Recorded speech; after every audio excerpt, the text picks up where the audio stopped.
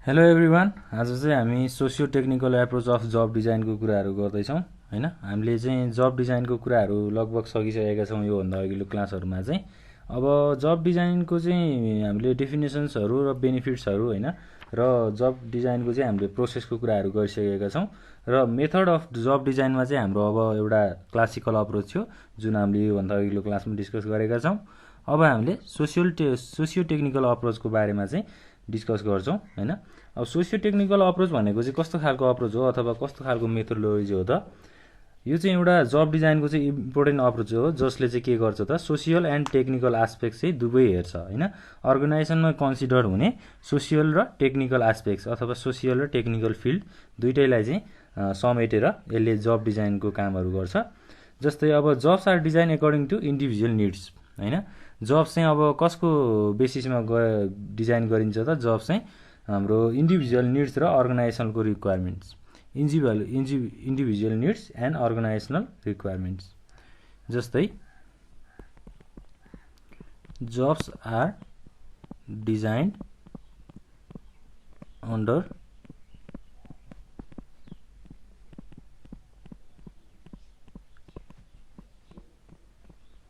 individual needs and organizational requirements। अब यसले चाहिँ सोसियल र टेक्निकल एस्पेक्ट दुईटैलाई हेर्छ भनेर पनि हामीले कुरा गरेका छौँ हैन। जब्स आर डिजाइन्ड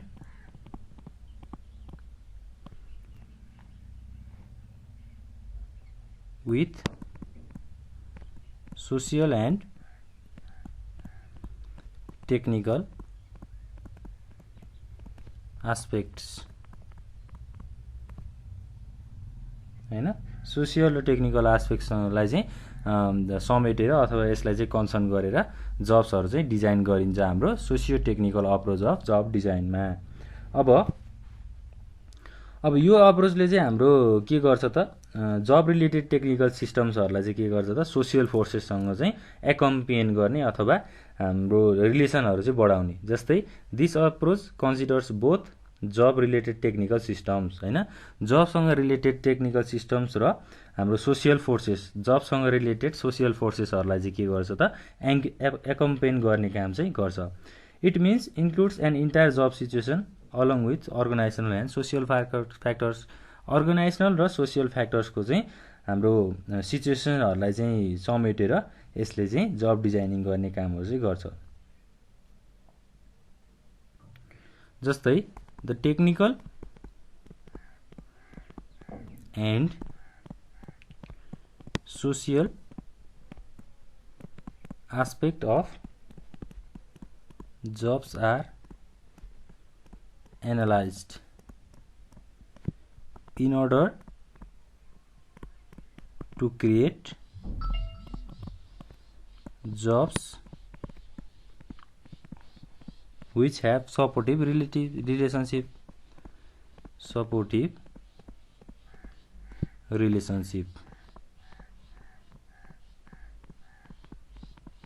टेक्निकल र सोसियल एस्पेक्टको जब्सको चाहिँ हामीले एनालाइजहरू गर्छौँ in order to create jobs which have supportive relationship. अब टेक्निकल र हाम्रो सोसियल फिल्डको जब्सहरूलाई चाहिँ के हुन्छ त? सपोर्टिभ हुन्छ अथवा हेल्पफुल हुन्छ हैन। टेक्निकल र सोसियल एस्पेक्टलाई चाहिँ हामीले हेरिसकेपछि, यसलाई एनालाइज गरिसकेपछि त्यो कुराहरू चाहिँ हाम्रो जब्समा सपोर्टिभ हुन्छ अथवा एउटा रिलेसन चाहिँ यसले मेन्टेन गर्छ भनेर भन्न सकिन्छ हैन। अब सपोर्टिभ रिलेसन अथवा हामीले सोसियो टेक्निकल एप्रोचबाट जाँदाखेरि चाहिँ के कुराहरू कम्बाइन हुन्छ त? जस्तै it requires a combine effort of employees, त्यसै गरी सुपरभाइजर्स and union representatives to design and redesign the jobs हैन। अब सोसियो टेक्निकल अप्रोचबाट चाहिँ के हुँदो रहेछ त? इम्प्लोइजको त्यसै गरी सुपरभाइजरको एन्ड युनियन रिप्रेजेन्टेटिभ्स भनेको को हो त अर्गनाइजेसनको चाहिँ अब संस्थाको चाहिँ युनियनको रिप्रेजेन्टेटिभहरूसँग चाहिँ के हुन्छ त एउटा कम्बाइन इफोर्ट होइन यी सबैजना मिलेर चाहिँ एउटा कम्बाइन इफोर्ट लगाएर हाम्रो के हुन्छ त जब्सहरू डिजाइन र रिडिजाइन हुने कामहरू चाहिँ हुन्छ जस्तै अब रिप्रेजेन्टेटिभ्सहरूमा चाहिँ को हुन्छ नि त अब जस्तै अर्गनाइजेसनको अब बोर्ड अफ डाइरेक्टर्सहरू पनि हुन सक्छन् होइन सबैजना मिलेर एउटा कम्बाइन इफोर्टबाट चाहिँ हामीले जब्सहरूलाई डिजाइन गर्न सकिन्छ भनेर भनेको छ अब हाम्रो सोसियो टेक्निकल सिस्टम अप्रोचबाट चाहिँ यसको इसेन्सियल इलिमेन्ट्सहरू पनि छ त्यो पनि हामी हेरौँ essential elements of the socio technical systems अब इसेन्सियल इलिमेन्ट्सहरू चाहिँ के कस्ता हुन सक्छन् त जस्तै फर्स्टमा के छ त employees need to be able to learn employee चाहिँ अब केसँग के हुनुपर्छ त able to learn on the job and to go on learning हैन उनीहरूले जब गरिराख्दाखेरि चाहिँ इम्प्लोइजले के गर्नुपर्छ त कुनै कुराहरू चाहिँ सिक्नुपर्छ अथवा लर्न गर्नुपर्छ र त्यही लर्न गरेको कुराहरूलाई अथवा सिकेको कुराहरूलाई चाहिँ उनीहरूले इम्प्लिमेन्ट पनि गर्नुपर्छ त्यसै गरी सेकेन्ड पोइन्टमा के भन्छ त employees need some minimum area of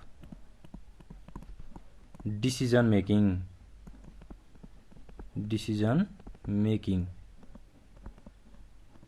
र decision making that they can call their own भनेको इम्प्लोइजहरूलाई चाहिँ के गर्नु पर्यो त इम्प्लोइजहरूले चाहिँ निड्सहरू अथवा इम्प्लोइजहरूले के कुराको राइट पाउनु पर्यो त डिसिजन मेकिङ गर्ने राइट चाहिँ पाउनु पर्यो होइन उनीहरूको एरियामा इम्प्लोइजले काम गर्ने एरियामा चाहिँ उनीहरूले डिसिजन मेकिङ गर्न पाउनु पर्यो र उनीहरूले के भन्नु पर्यो त त्यो डिसिजन मेकिङ चाहिँ हामीले आफैले गरेको हो हाम्रो डिसिजन हो भनेर उनीहरूले भन्न पाउनु पर्यो भनेर भनेको छ त्यसै गरी थर्ड पोइन्टमा employees need some minimal degree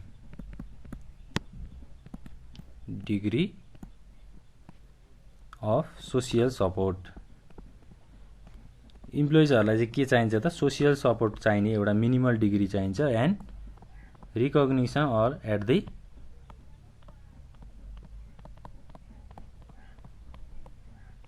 work place हैन काम गर्ने ठाउँमा चाहिँ उनीहरूलाई के हुनु पर्यो त रिकग्निसन हुनु पर्यो र इम्प्लोइजहरूले चाहिँ के चाहनु पर्यो के निड उनीहरूको के आवश्यकता छ त एउटा मिनिमल डिग्री अफ सोसियल सपोर्टको चाहिँ एउटा मिनिमल डिग्री उनीहरूले पाउनु पर्यो भनेर भनेको छ त्यसै गरी अर्को पोइन्टमा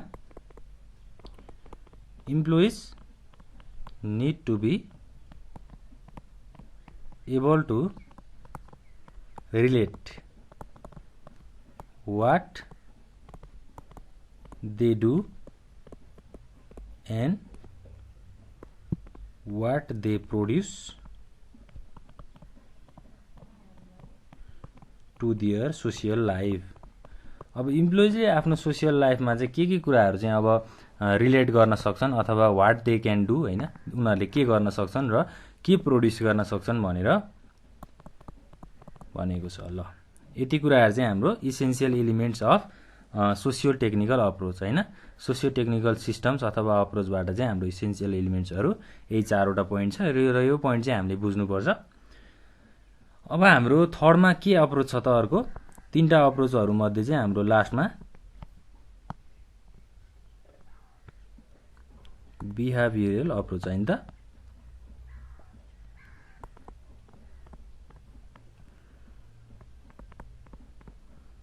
अप्रोच बिहेभियरल अप्रोचमा चाहिँ के छ त यो अप्रोचले चाहिँ के कुराहरू कन्सर्न गर्छ त भन्दा जस्तै बिहेभियरल फ्याक्टर्स भनेको के हुन सक्छ त बिहेभियरल अप्रोचबाट चाहिँ कुन कुराहरू कन्सर्न हुन्छ अथवा ध्यान केन्द्रित गरिन्छ। जस्तै अटोनोमी भनेको बिहेभियरल फ्याक्टर्स भयो। त्यसैगरी भेराइटी, टास्क, आइडेन्टिटी,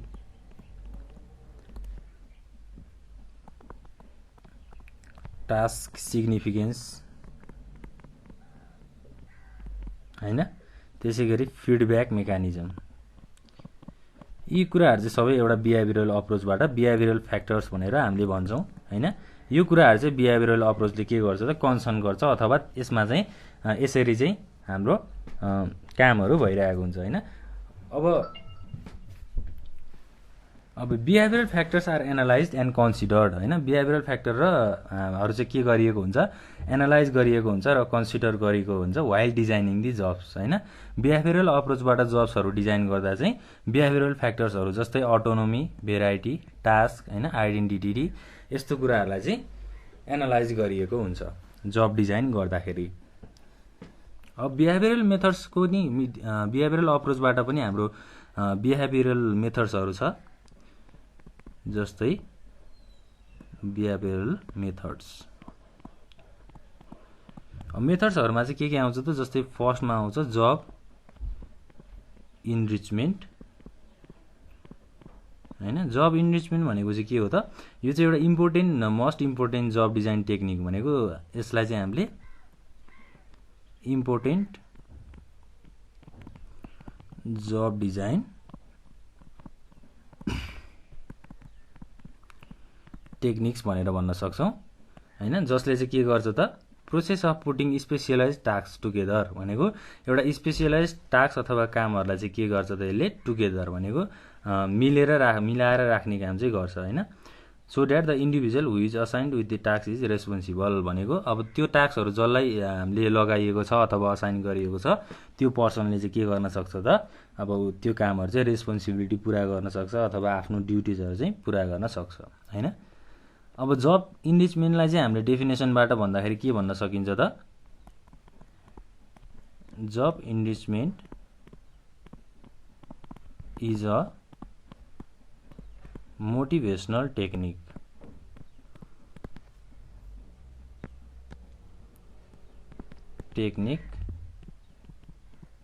एउटा टेक्निक हो जसमा चाहिँ व्हिच एम्फसाइजेस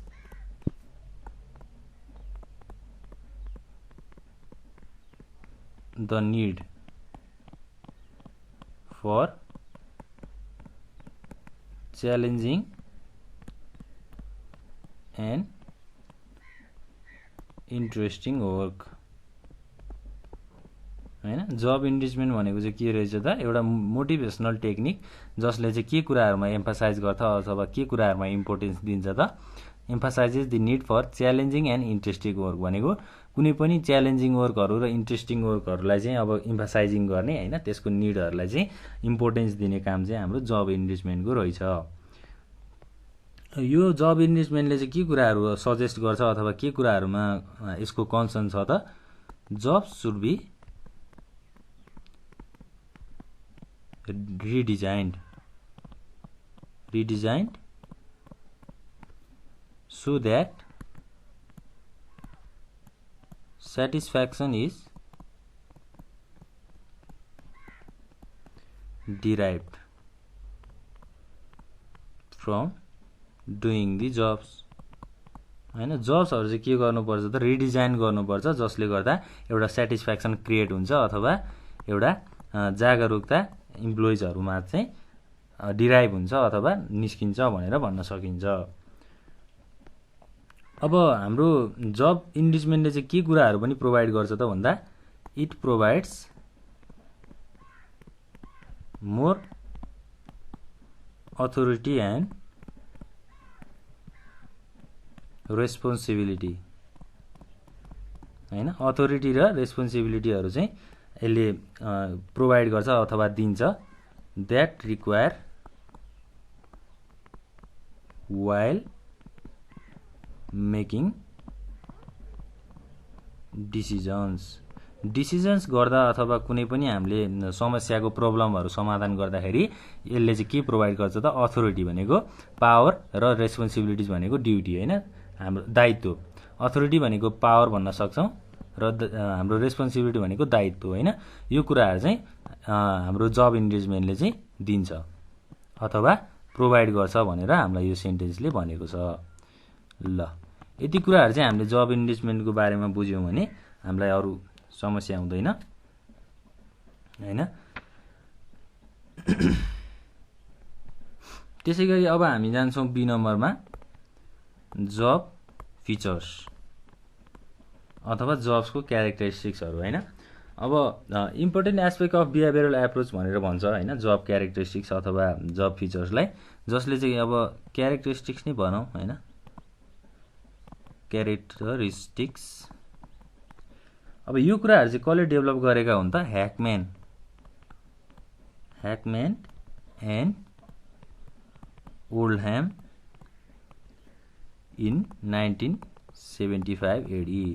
1975 एडीमा चाहिँ ह्याकम्यान र ओल्डह्याम भन्ने व्यक्तिले चाहिँ जब क्यारेक्टरिस्टिक्सहरूलाई चाहिँ डिजाइन गर्नुभएको थियो अथवा डेभलप गर्नुभएको थियो। अब यो कुराहरूले चाहिँ के कुराहरूलाई हेल्प गर्छ अथवा के कुरामा यो ध्यान केन्द्रित छ त भन्दा, जब क्यारेक्टरिस्टिक्सले चाहिँ इट एफेक्ट दि जब डिजाइनिङ प्रोसेस होइन। जब क्यारेक्टरिस्टिक्स अथवा फिचर्सले चाहिँ के गर्छ त? जब डिजाइन गर्ने बेलामा अथवा जब डिजाइन गर्ने प्रोसेसमा चाहिँ एफेक्ट गर्छ भनेर भनेको छ। यो मेथडले चाहिँ के कुराहरूमा फोकस गर्छ त भन्दा, इट फोकसेस अन रिडिजाइन होइन। It focuses on job redesign, त्यसै गरी work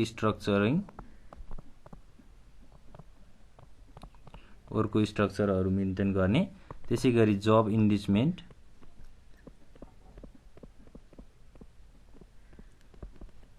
to improve organisational productivity होइन। अर्गनाइजेसनलको प्रोडक्टिभिटीहरूलाई चाहिँ इम्प्रुभ गराउने र and quality of work life of employees होइन। इम्प्लोइजको वर्क लाइफहरूलाई पनि के गर्ने त? क्वालिटी बनाउने भन्ने कुराहरू, अथवा इम्प्रुभ अर्गनाइजेसनल अर्गनाइजेसनको प्रोडक्टिभिटीहरूलाई चाहिँ इम्प्रुभ गराउने र जब रिडिजाइनको कामहरू गर्दो रहेछ, वर्क स्ट्रक्चरिङ गर्ने काम गर्दो रहेछ र जब इन्गेजमेन्ट गर्ने कामहरू चाहिँ हुँदो रहेछ है। यो कुरा हाम्रो जब फिचर्सले चाहिँ यो कुराहरूमा चाहिँ फोकस गर्ने कामहरू गर्दो रहेछ। अब अरू कुराहरू भनेको के छ त? जस्तै सी नम्बरमा अटोनोमस टिम होइन। अब अटोनोमस टिम भनेको के हो त? It is a group of workers in which they solve problems. Group of workers where they solve problems, implement solutions होइन। सोल्युसन्सहरूलाई चाहिँ इम्प्लिमेन्ट गर्ने कामहरू हुँदो रहेछ। त्यसै गरी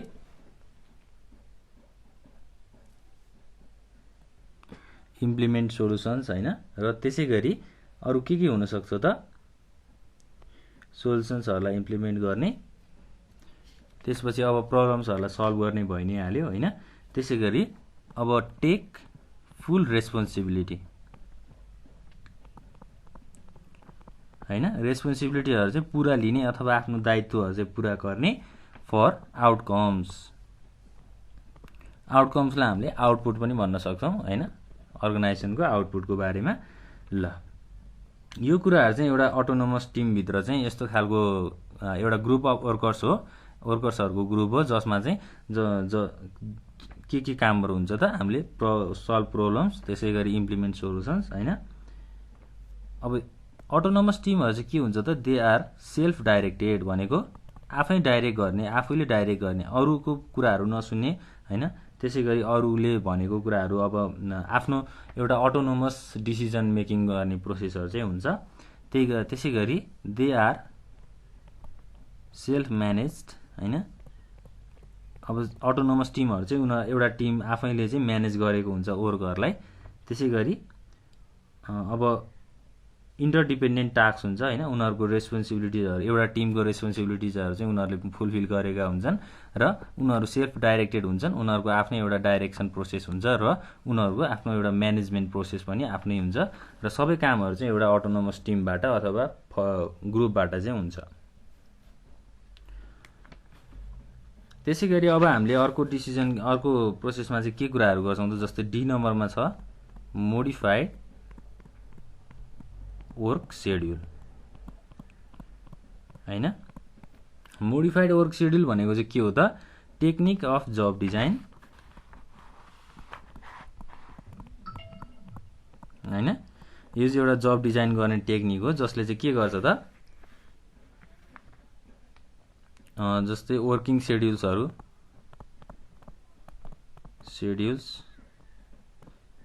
त्यसै गरी टाइमिङ हैन, वर्क विक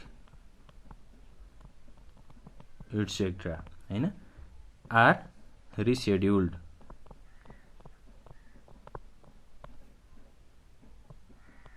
के कुराहरू रिसेड्युल हुन्छ, जस्तै वर्किङ सेड्युलहरू हैन, एउटा जब डिजाइन गर्ने टेक्निक हो जहाँ चाहिँ वर्क डिजाइन, टाइमिङ र वर्क विकहरूलाई चाहिँ के गरिन्छ, रिसेड्युल गरिन्छ हैन। यस्तो कामहरूलाई रिसेड्युल गरिन्छ भन्ने कुरा चाहिँ हाम्रो मोडिफाइड वर्क सेड्युल भित्र आउँछ। र अब मोडिफाइड वर्क सेड्युलको पनि टेक्निक्सहरू धेरै नै छन्, जस्तै अब सर्टर वर्क विक भनेर भन्न सक्छौँ हैन। त्यसै गरी सेकेन्डमा अब फ्लेक्स टाइम भन्न सक्छौँ, यो पनि एउटा मोडिफाइड वर्क सेड्युलको चाहिँ अब टेक्निकहरू हो। त्यसै गरी थर्ड नम्बरमा हामीले जब सियरिङको कुराहरू गर्न सक्छौँ हैन। त्यसै गरी फोर्थमा चाहिँ होम वर्क भनेको घरबाटै काम गर्ने अथवा यस्तो कामहरू भनेर भन्न सकिन्छ है। ल यो चारवटा कुराहरू चाहिँ हाम्रो के थियो त, जब इन्गेजमेन्ट हाम्रो बिहेभियरल अप्रोचबाट चाहिँ चारवटा कुराहरू थियो। एउटा जब इन्गेजमेन्ट, अर्को हाम्रो जब फिचर्स अथवा क्यारेक्टरिस्टिक्स, त्यसै गरी सीमा अटोनोमस टिम र डीमा चाहिँ मोडिफाइड वर्क सेड्युल। अब यो कुराहरू चाहिँ एकचोटि हेर्नु होला हैन। कुनै पनि कन्फ्युजन भएमा चाहिँ हामीलाई कमेन्ट बक्समा कमेन्ट गरेर पनि हजुरहरूले भन्न सक्नुहुन्छ। र सोसियो टेक्निकल अप्रोचको कुराहरू पनि हामीले गरेकै हौँ हैन। जब डिजाइन प्रोसेसमा सोसियो टेक्निकल अप्रोचको चाहिँ कस्तो खालको अब कन्ट्रिब्युसनहरू छ त्यो कुराहरू पनि हामीले हेरेका छौँ। र अब हामीले नेक्स्ट टपिकमा डिस्कस गर्ने प्रोसेस भनेको के हो त, जब एनालाइसिसको कन्सेप्ट र मिनिङको कुराहरू गर्छौँ। Thank you.